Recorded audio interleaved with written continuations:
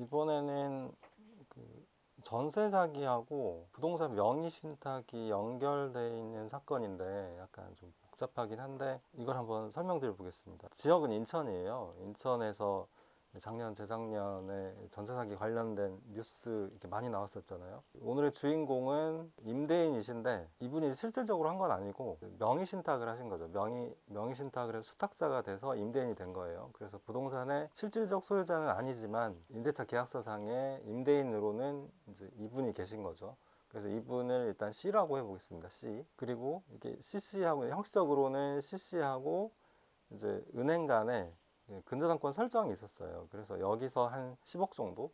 10억 정도의 근저당권 채무가 있었고요. 그리고 이제 이 부동산에 임대차가 이렇게 한 16개 이 정도 있어서 여기에 또 보증금이 한 10억 정도 있었죠. 이렇게 관련해서 임차인이 꽤 많았었고요. 그리고 이제 파산 신청을 하는 거예요, 이 CC가. 그런데 이제 파산 신청까지 오기 전에 이분은 이제 험난한 과정을 거치긴 했습니다. 2014년, 15년, 16년 이때부터 이제 이게 뭐 명의신탁 관련해서 얘기가 있었어요. 근데 명의신탁 얘기를 먼저 좀 들어보면 신탁자를 A씨라고 해볼게요. 신탁자 A씨가 있었고 해당 부동산의 전소유자인 B씨가 있었겠죠. 그래서 이제 A씨가 C씨한테 부동산을 사서 네 명의로 좀 가지고 있어라. 내가 요즘에 신용이 안 좋아가지고 몇 달만 네 명의로 해놓으면 내가 그 다음에 가져갈게 이렇게 얘기를 하면서 이제 CC 명의를 좀 빌려달라 그랬어요. 그래서 빌려서 이제 했는데 너무 많이 하신 거죠. 한 16채를 해버렸으니까 16채 명의신탁을 하고 A씨가 이제 B씨한테 얘기를 해서 내가 C하고 명의신탁 약정이 돼 있으니까 이제 그 사람 명의로 등기를 해라. 이제 이렇게 해서 우리의 주인공인 CC 명의로 16채의 부동산이 등기가 된 거죠. 이제 이 상황에서 이제 A의 원래 의도는 뭐였냐면 이 부동산을 자기 또는 이제 CC 명의로 해가지고 이걸로 담보대출을 받으려고 그랬어요. 담보대출을 받고 지금은 잘 안 되지만 그러니까 2, 3년 전까지만 해도 임대차 계약을 하고 보증보험이 있으면 보증보험 대출이 되게 잘 됐다고요. 예전에는. 그래서 근저당권 설정으로 해서 부채를 조달하고 임차인들과 임대차 계약을 하면서 보증보험이 붙으면 임대차 대출이 또 되잖아요. 그러니까 두 가지 대출을 해서 자금을 끌어모으려고 하셨던 거죠. A씨가. 그런데 이 과정이 이제 순탄하지 않았겠죠. 근저당권자는 빌려갔으니 이자를 달라고 했을 테고 임차인들은 이제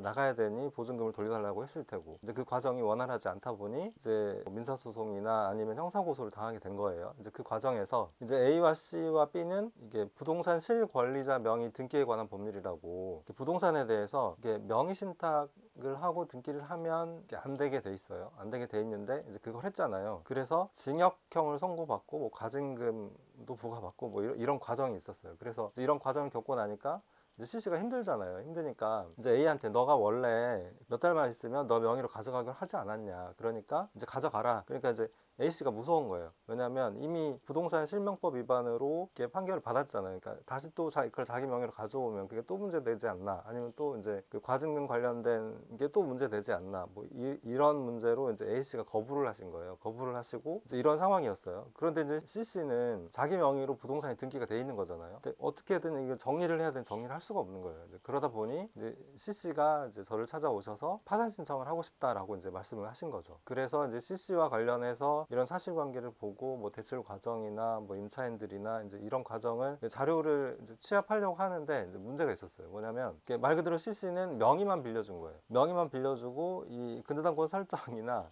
임대차 계약이나 뭐 부동산 등기나 아무것도 관여를 안 하신 거죠. 결론은 뭐냐면 서류가 하나도 없어요. 그러니까 서류가 하나도 없는 상태에서 파산 신청을 해달라 하는 상황이고 그러면 이제 A씨한테 협조가 되냐 연락이 안 돼요. 이제 이분은 C하고 연결되면 자기한테 무슨 불이익이 있을까봐 그런지 모르겠는데 어쨌든 연락이 하나도 안 되고 그리고 이제 근저당권 설정과 관련해서는 이제 부동산 등기부는 있는데 그 설정 계약서나 뭐 부채 증명서나 뭐 이런 게 이제 없는 상황이고 그리고 임대차 보증금 10억 가량의 이렇게 총 합계 임차인이 있다고 그랬잖아요. 근데 임차인들과의 임대차 계약서가 없는 거예요. 임대차 계약서가 없어서 채권자가 누군지를 특정을 할 수가 없는 거예요. 이제 그런 상황이고 거기에다가 또 이제 이 당시에는 서울보증이 임대차 계약 보증금 반환에 대해서 보증을 해줬었거든요. 보증을 해주다 보니까 이 임차인들은 이렇게 CC가 이제 임대차 계약서상의 임대인이니까 이제 이분한테 돌려달라고 했겠죠. 근데 이제 CC는 못 주잖아요. 그러니까 이제 임차인들이 보증보험한테 돈을 달라 그랬겠죠. 그리고 나서 이제 임차인들은 다 빠진 거예요. 다 빠지고 임대차 계약 구조를 좀 다시 말씀을 드리면, 임대차 계약은 어떻게 돼 있냐면 C하고 한국토지주택공사하고 임대차 계약이 돼 있어요. 임대차 계약이 돼 있고, 그리고 임차인들은 입주자로 돼 있는 거죠. 그러니까 임대인은 C, 그리고 임차인은 한국토지주택공사, 그리고 여기 들어와 실제 사시는 분들은 이 한국토지주택공사하고 입주자 관계로 돼 있는 거죠. 그러니까 들어와서 사는 사람인 거죠. 그래서 이 임차인인 한국토지주택공사는 서울보증하고 다시 보증보험이 체결되어 있는 거고, 지금 이 상황인 거예요. 앞서 말씀드렸지만 이렇게 CC는 임대차 계약이 없는 상황이잖아요. 없는 상황이고, 이 호실은 꽤 많아요. 꽤 많은데 한 16개 되는데 부동산 등기부만 있는 상황이고 임대차 계약서 없잖아요. 그러니까 한국토지주택공사가 이제 일단 임차인이라고 하더라도, 그러면은 서울보증이 각 호실에 대해서 보증금이 변제되지 않으면 대위 변제를 했을 거 아니에요. 그러니까 입주자한테 대한 부담금 내지는 토지주택공사가 이 C한테 보증금을 돌려달라고 했는데 못 준다. 그러면 토지주택공사는 보증인한테 돌려주세요라고 했을 거 아니에요. 근데 못 돌려주니까 서울보증이 한국토지주택공사한테 대신 변제를 한 거죠. 그런데 이제 임대차 계약서 없으니까 몇 호에 관해서 서울보증이 대위변제를 했다. 그러니까 16채가 있다면 뭐 101호, 102호, 103호, 104호 있을 거 아니에요. 대위변제가 됐다는 것만 있지 몇 호를 대위변제했다, 이 내용이 없는 거예요. 그러다 보니까 이 파산 신청서를 작성할 때 채권자 목록이라는 게 있어요. 채권자 목록에 이제 채권의 원인 이렇게 적거든요. 채권의 원인 적는데 그러면 뭐 인천 뭐 미추홀구 무슨 빌라 몇 호의 임대차 보증금 뭐 이런 식으로 채권의 원인란을 적는데 적을 수가 없는 거죠. 그러니까 어떤 부채가 있는지 모른다 라는 이제 실무상의 문제가 발생을 하는 거예요. 그래서 이제 이거를 찾아내려고 지금 이제 노력을 하고 있는 와중이고, 그리고 이제 또 하나 재미있는 게, 그러니까 개인 파산 신청을 하는 거잖아요. 그러면은 파산 절차에서는 파산 선고 결정이 되면 그 결정 시점 이전에 발생한 것만 이렇게 다루게 돼 있어요. 그래서 파산 채권이라는 것도 파산 선고 결정 이전에 발생한 거, 이걸 파산 채권이라고 하거든요. 그런데 이제 파산 채권에는 이제 두 가지가 있어요. 파산 선고 결정에 발생한 채권, 이거를 파산 채권이라고 하고, 이제 파산 선고 결정 전에 이제 계약은 했어요. 계약은 했는데 아직 발생은 안 했어요. 그런데 파산 선고 후에 돈 주세요 이러는 거죠. 그러니까 파산 선고 전에 원인이 있었고 파산 선고 후에 발생을 했잖아요. 그러면은 파산 선고 전에 원인이 있었던 것도 파산 채권에 포함이 되기도 해요. 근데 이 사건에서는 또 이제 문제가 뭐냐면, 그 A와 C가 명의신탁 해지가 안 돼 있는 거예요. 그 얘기는 뭐냐면, 이제 CC의 목적은 뭐겠어요? CC의 목적은 이 부동산을 다 처분해서 이제 재산세를 좀 그만 내고 싶다. 내 재산도 아닌데 내가 왜 이렇게 재산세를 계속 내느냐, 종부세 왜 계속 내야 되느냐, 거기다가 주택이 있다 보니까 이게 건강보험도 이게 계속 올라가는 거예요. 그러니까 이제 너무 부담스러우신 거지. 근데 이분은 택배 일을 하시는데 그 택배 소득으로 한 달 생활비를 감당하기도 벅찬데 이제 세금이 계속 따라 붙으니까 이제 CC의 입장에서 너무 힘든 거죠. 이런 문제가 있는 상황에서 CC는 명의신탁자죠. 명의신탁자 A씨가 이제 혹시나 나중에 CC한테 이 명의신탁이 해지됐으니까 그 부동산을 매수할 때 들어갔던 돈 그거 줘야지, 이렇게 나올 수도 있는 거 아니에요. 그러니까 이것도 같이 이 파산 절차에서 해결했으면 좋겠다 라고 하는 거죠. 그런데 이제 쟁점은 명의신탁 해지가 안 됐잖아요. 해지가 안 됐으니까 그러면 이게 파산 채권에 들어가나요? 이제 이런 질문이 생기는 거예요. 또 그리고 또 하나는 이제 CC의 입장에서 이제 불리한 상황으로 놓고 보면, 아직 해지가 안 됐다라고 하면은 명의신탁 계약은 그 전에 있었고, 그리고 파산 선고 결정이 있었고, 선고 결정되면서 그러면 이제 파산관제인이 이 부동산을 처분해야 되잖아요. 그럼 이 부동산에 파산 선고 등기를 할 거고, 그러니까 등기를 하거든요. 그 등기의 명칭을 파산 선고 등기라 그래요. 그렇게 되면은 부동산 실권리자 명의 등기에 관한 법률에서 이 파산관제인이 제3자가 돼요. 제3자가 돼서 이 명의신탁 약정이 무효고 등기 무효다, 이걸 파산관제인한테는 대항을 못해요. 그러다 보니까 파산관제인은 A씨가 그거 내 거예요 뭐 이런 얘기를 해도 신경 안 쓰고 그냥 처분을 해버리는 거죠. 이런 상황이에요. 이런 상황이고, 그러면 이제 A씨 입장에서의 손해가 발생하는 시점은 파산 선고 등기가 되고 매각이 되면서 손해가 발생을 하는 거잖아요. 이때 이제 채권이 발생했다라고 주장을 할 수가 있는 거죠, A씨는. 그러면 파산 선고 후에 채권이 발생을 했으니까 내 건 파산 채권이 아니다, 그러니 C 니가 갚아라, 이렇게 나올 수 있는 거예요.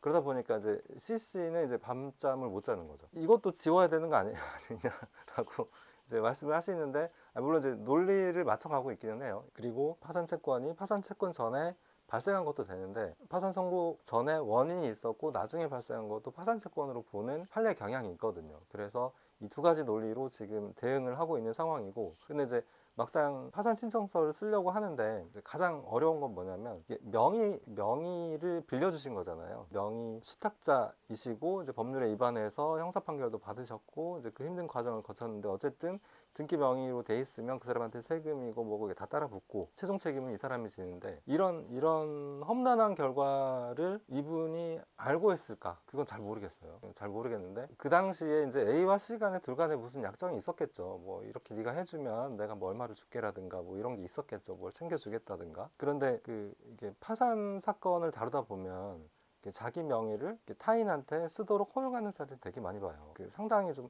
흔하다고 해야 되나? 보통 일반적으로는 이제 부모 자식 간에도 잘 그런 거 안 하잖아요. 그리고 친한 친구일수록 더 안 하잖아요. 왜냐하면 이런 거 잘못했다가 친구를 잃어버리니까. 그런데 이제 파산 사건에 들어오시는 채무자분들은 이런 걸 되게 자주 하세요.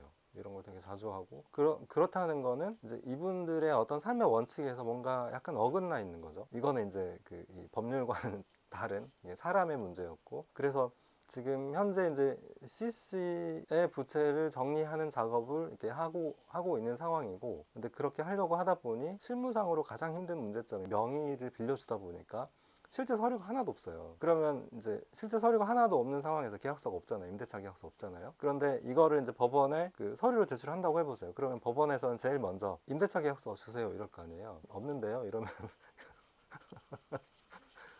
그러면 이제 뭐라고 할지 그렇잖아요. 그래서 그러다 보니까 이제 추적을 하는 거예요. 일단 서울보증에 보증보험을 든 건 확인이 돼서 보증보험에 이제 전화를 해가지고 이거는 뭐 어디 주소에 뭐고 이제 막 이렇게 그걸 찾아가는 거죠. 그게 다 정리가 돼야지만 이게 파산 채권이 정리가 되는 거잖아요. 지금 이제 구체적인 사항은 이렇게 말씀드리기가 어려운데 어쨌든 이분의 부채 규모가 한 40억 정도 돼요. 40억 정도 되고 그 중에서 지금 주택과 관련된 걸 내보니까 한 12억 가량이 이제 보증금으로, 그리고 이제 또 이분이 이제 계속 세금이 체납되고 막 이러잖아요. 그러니까 돈 벌어서 세금을 내는데 안 돼. 그러다 보니까 이제 카드로 또 세금을 내는 거예요. 근데 이분 입장에 생각을 해보면 정말 힘든 거죠. 정말 너무 힘든 거죠. 또 이제 부동산이 있고 이걸로 자금 조달을 하려고 신탁자는 그렇게 생각을 했었으니까 여기에 이제 근저당권이 설정돼 있잖아요. 근데 여기에 또 거의 10억 가량의 근저당권이 설정돼 있고, 그럼 근저당권에 원금만 있는 게 아니잖아요. 또 이자도 있잖아요. 그러니까 이자도 이제 못 갚으니까 이제 부동산은 지금 계속 경매가 진행이 되고 있어요. 현재 그런 상황이고, 저는 이제 이분의 근저당권, 보증금 관련된 거, 그리고 신용대출에 관한 부분을 해결하면서 동시에 이 명의 신탁자와의 관계, 이 부분을 지금 해결하고 있다. 그리고 여기까지 이제 법률 문제고, 그리고 이제 이게 사람 사는 거라고 해야 되나? 뭐 이런 부분에 있어서 자기의 명의를 이렇게 쉽게 허용을 한다는 게, 이게 타인한테 이렇게 사용을 하라고 허용을 한다는 게 되게 신기하긴 해요. 정말. 파산관제인 하면서도 이렇게 막 조사를 하다 보면, 그러니까 배우자 명의로 사업을 했다, 이런 분들 되게 많거든요. 이런 분들 되게 많고, 근데 그러니까 배우자도 같이 파산하면 상관이 없어요. 왜냐하면 배우자 명의로 사업을 했고 사업이 안 돼서 이제 그 사람도 힘들어졌다. 둘 다 파산을 했다. 그러면은 다른 배우자한테 당신이 쓴 거 내지는 당신이 여기서 수익을 봐가지고 가져간 거 돌려주세요, 이런 문제 안 생기잖아요. 그런데 배우자 명의로 사업을 실제로 했는데 이제 그걸 숨기고 한 명만 파산 신청을 하는 거예요. 이분이 또 조사를 하다 보면 시간마다의 패턴이 있어요. 패턴이 있는데 이분의 생활 패턴하고 너무 일치하는 거예요. 근데 난 모른다. 이렇게 말씀을 하시고, 그런 것도 있고, 그리고 배우자가 특히 그렇고 가족 간에도 그렇죠. 가족 간에도 이제 부모님이 이제 개인회생 개인 파산을 하시거나 아니면 예전에 신용불량으로 문제가 생기면, 그러면 그러시는 분들이 있어요. 자기 자식 명의로 또 사업을 해요. 근데 또 하다 안 돼. 첫째 명의로 하다 안 됐잖아요. 그럼 둘째 명의로 해. 또 안 돼. 그럼 셋째 명의로 해. 또 안 돼. 그래서 우리 다 같이 손잡고 파산하자 해서 이렇게 파산 신청 하시는 분들도 있거든요. 그렇게 하면 차라리 나아요. 한 번에 그냥 다 정리하면 차라리 난데, 그 중에 한두 명을 남겨놔. 파손관제 입장에서는 그 사람들 또 조사를 해야 돼. 그러니까 이제 서로 곤란한 거죠. 그러니까 이제 이런 현상을 보면서 이제 그렇게 하는 게 옳은 모습은 아니다. 그리고 이제 물론 또 반대로 생각할 수는 있어. 아니, 먹고 살려다 보니까 어쩔 수 없는 거 아닙니까? 그러니까 그렇게 말을 하는 거잖아요. 근데 먹고 살라고 한다고 해서 법을 위반해서 계속 그렇게 살아야만 하는 건지는 좀 생각해 볼 필요는 있는 것 같아요. 이건 어떻게 보면 생활의 원칙, 뭐 아니면 삶의 원칙, 뭐 이런 거랑 연결돼 있지 않을까, 이제 그런 생각도 한편으로는 드는 거고, 이 사건이 좀 더 안타깝다라고 하는 거면 이제 피해자가 또 등장하잖아요. 그러니까 이게 인천인데다가 또 전세 사기 작년 재작년에 한참 이렇게 피크였잖아요. 이제 거기에다가 이렇게 대출 자체가 사기였는데, 이렇게 그런 비정상적인 형태의 대출이 같이 껴 있어요. 그래서 그러니까 이런 대출 구조, 이런 구조를 모르시는 분이 그러니까 여기에 들어가서 이 모든 걸 떠안아 버리신 거죠. 그러니까 그래서 명의와 관련해서는 좀 신중히 생각을 하시고, 그리고 혹시나 이제 유사한 문제가 있다면 좀 미리 상담을 하셔가지고 해결을 하셔야 될 것 같아요. 오늘 방송은 여기까지 하겠습니다.